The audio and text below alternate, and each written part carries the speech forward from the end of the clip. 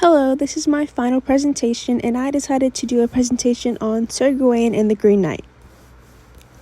So about who wrote this book, nobody really knows. He or she who wrote this book decided to stay anonymous. Nobody knows what they look like, how they sound like, or even where they live. They have an idea of where they lived, somewhere in England, but nobody really knows. So everybody just refers to them as the Gawain poet.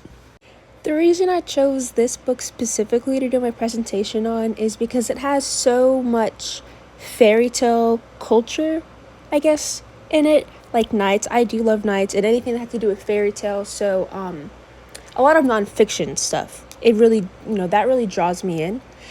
Another reason is because I got to use my imagination. So, with all these details that the Gawain poet gives on their characters, it really gives me a chance to use my imagination and picture every single scene in my head, and it creates a little movie for me in my head, which is really, really cool. I drew all of this, by the way, this brain, and wondering what the Green Knight's horse looks like, what Gawain looks like, what Lady B looks like, what Sir B looks like, and it's all just a very fun process for me to do. What we do know is that this story was written in the late 14th century in England, and around that time, knights were a huge part of English culture, which gives us an idea as to why the Gawain poet decided to feature a lot of knight characters in his story, such as Gawain himself and the Green Knight, and there's just a bunch of knights in the kingdom and stuff like that.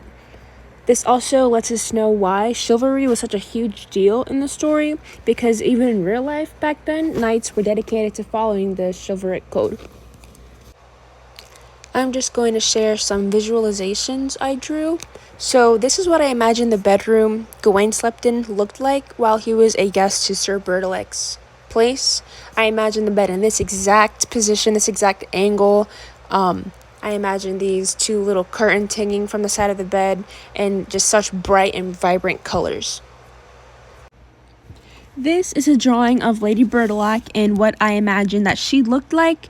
Dark brown hair coming a little past her shoulders with some bangs. Dark, kind of deepish green eyes with this skin complexion. Overall, very pretty. And then I also drew what I imagine the axe would look like, the one Gawain used to chop off the knight's head. I enjoyed everything about this book, everything about the characters in the book. The fact that the author is anonymous makes it very cool to know and just very mysterious, I guess. This presentation, I love doing it. I love drawing and getting to share my drawings, just drawing out what went on in my head while reading the book, and especially since I don't get that much time to draw either, since it takes quite a while, especially since I draw on paper, as you saw previously. So yeah, thank you for listening to my voice, for looking at my drawings, and for looking at my presentation.